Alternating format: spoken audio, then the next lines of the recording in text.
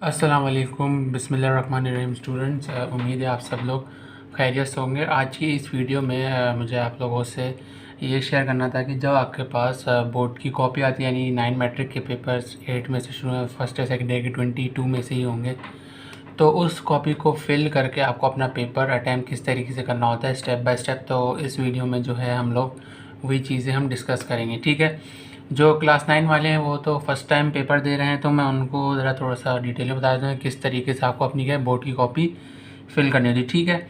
ये जो आपकी राइट मोस्ट साइड है टॉप पे, यहाँ पे जो है आपको अपना रोल नंबर लिखना होगा, ठीक है। रोल नंबर क्लास 9 वालों का 4 डिजिट्स का होगा, और ये क्लास 9 में यहाँ पे लिख भी देता हूँ। और जो है क्लास 10 वालों का जो है 6 डिजिट्स का होगा, ठीक है। यानी जो है ऐसा यहाँ पे जो है बॉक्सेस बने हुए होंगे 6। मैं यहाँ पे आपको बना के दिखा भी देता हूँ, उसके लिए मैं पॉइंटर्स यहाँ पे मैं आपको बना भी देता हूँ कि यहाँ पे जो है आपके पास इस तरीके के एक, ठीक है, 1 2 3 4 ये 6, ठीक है। क्लास 9 वालों का 4 डिजिट्स का होगा, मैट्रिक वालों का क्या 5 डिजिट्स का होगा, ठीक है। तो अगर जैसे क्लास 9 वालों का ये रोल नंबर है, ठीक है। फिर आगे क्या है, 2 बॉक्सेस बचे, तो उस बॉक्सेस में आप लोग क्या है डैश डाल दीजिएगा। उस बॉक्सेस में 0 0 है, उसको खाली नहीं छोड़ेगा, क्योंकि कभी कभार ऐसा भी होता है कि कोई जो है उसकी जगह क्या है किसी और का नंबर डाल के क्या आपकी कॉपी क्या है किसी और की कॉपी बन जाएगी, ठीक है।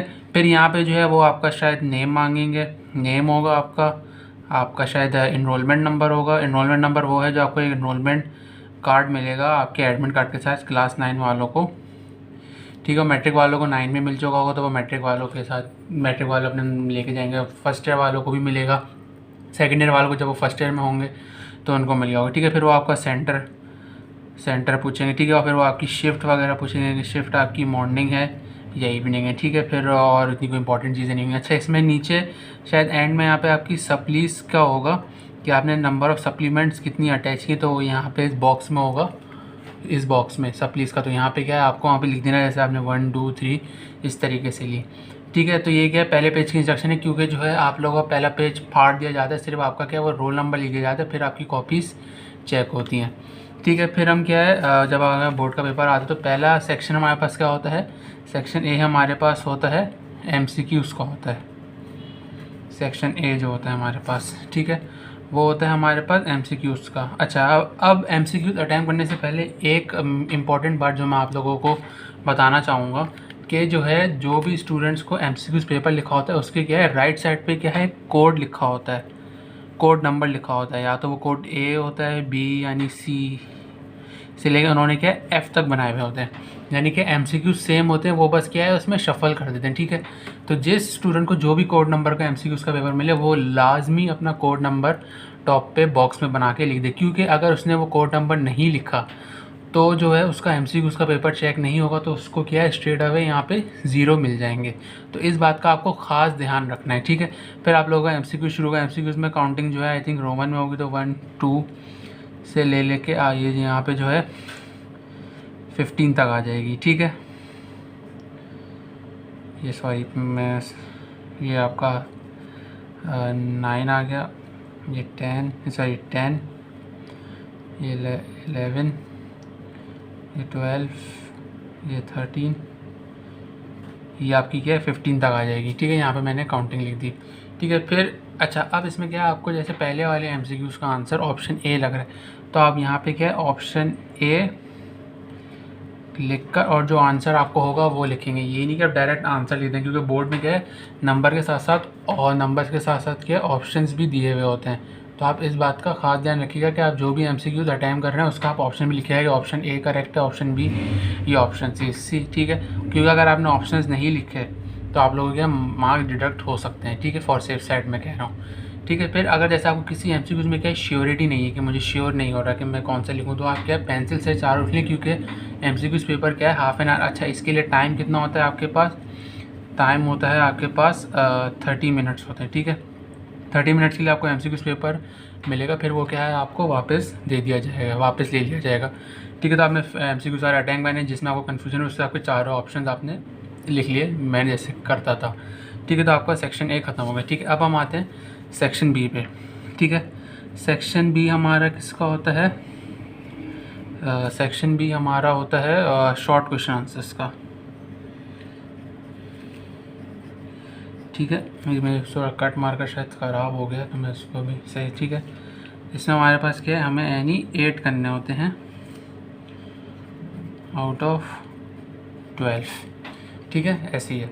अच्छा, अब जैसे आप क्वेश्चन नंबर 2 का उसमें भी पार्ट्स होते हैं, जैसे आप क्वेश्चन नंबर 2 का 1 अटैम्प्ट कर रहे हैं तो आप पहले 1 2 3 इस तरीके से करके आप अटैम्प्ट करेंगे। ठीक है, अच्छा अब बोर्ड में क्या है, ये दो आप 2 लाइन देख रहे हैं, इस 2 लाइन की क्या है, इस साइज़ की बोर्ड में क्या है, एक लाइन होती है, यानी 2 लाइन को मिला के एक लाइन होती है। बोर्ड की कॉपी की जो वो होती है लेंथ हो गए हैं थोड़ी चौड़ी होती है, तो आप वो उसको इतना बड़ा अपनी राइटिंग का साइज़ नहीं कर दीजिएगा, जो आपका फॉन्ट है आप उस हिसाब से ही लिखिएगा। ठीक है, और एक और बात आपको क्या है, यहाँ पे मैं एक और इंस्ट्रक्शन दूंगा कि बोर्ड की कॉपी में क्या है, लाइनें ऑलरेडी खिंची हुई होती है, मेरे पास यहाँ पे नहीं खिंची हुई, तो मैं क्या है यहाँ पे खींच रहा हूँ। ठीक है, मैं यहाँ पे खींच रहा हूँ ताकि क्या है आप लोगों को एक आइडिया हो जाए कि बोर्ड का पेपर होता कैसे है। बोर्ड की कॉपी में खिंची हुई होती है, आप नहीं खींच दिए क्योंकि आपकी क्या है कॉपी और क्या है श्रिंक यानी कि कम हो जाएगी। ठीक है, फिर इसमें क्या है आपको क्या अपना जो भी क्वेश्चन के आंसर हैं उसको क्या अटैम्प्ट करने हैं। ठीक है, जैसे लेट सपोज मेरे पास पहले क्वेश्चन है, जैसे डिफ़ाइन का क्वेश्चन है मेरे पास, मैं इसको मार्कर चेंज कर दूँ। ठीक है, यहाँ पे मेरे पास क्या है, डिफ़ाइन का क्वेश्चन है। तो डिफ़ाइन में इन्होंने कहा पहले क्या काइनेटिक एनर्जी डिफ़ाइन कर दीजिए। ठीक है, मैं तो पॉइंटर से लिख रहा हूँ लेकिन आप क्या है मार्कर से लिखिएगा। अच्छा, और बोर्ड में कैसे ब्लू और ब्लैक अलाउ होते हैं, ग्रीन और रेड नहीं लिखा जाएगा, आपका पेपर कैंसिल हो जाएगा। ठीक है, ठीक है, फिर यहाँ पे जो काइनेटिक एनर्जी की डेफिनेशन होगी वो जो है आप यानी इसमें लिखेंगे। मैंने यानी आप अपनी आसानी के लिए वहाँ से पेंसिल से लाइन भी डाल दीजिएगा और बाद में जब डेफिनेशन लिख लें तो आप जो है यहाँ पे मिटा दीजिए, क्योंकि इससे क्या है, एक जब आपका चेकर चेक करता है तो इस पर क्या है आपका एक इम्प्रेशन पड़ता है कि हाँ इन्होंने तैयारी की है, तो उसमें क्या है वो चेकिंग में थोड़ा सा क्या है ईजीनेस रखते हैं। ठीक है, फिर इसी तरह आप 2 का 1 का 2 का 2 करेंगे, फिर इसी तरह क्या आप टोटल 8 क्वेश्चन यहाँ पे क्या अटैम्प्ट कर लेंगे। ठीक है, फिर सेक्शन बी हमारे पास क्या है यहाँ पे ख़त्म हो गया, मैंने यहाँ पे 8 लिख भी दिया। ठीक है, फिर हम आते हैं यहाँ पे सेक्शन सी पे। सेक्शन सी हमारे पास क्या है, सेक्शन सी होता है हमारे पास डिस्क्रिप्टिव क्वेश्चन आंसर्स।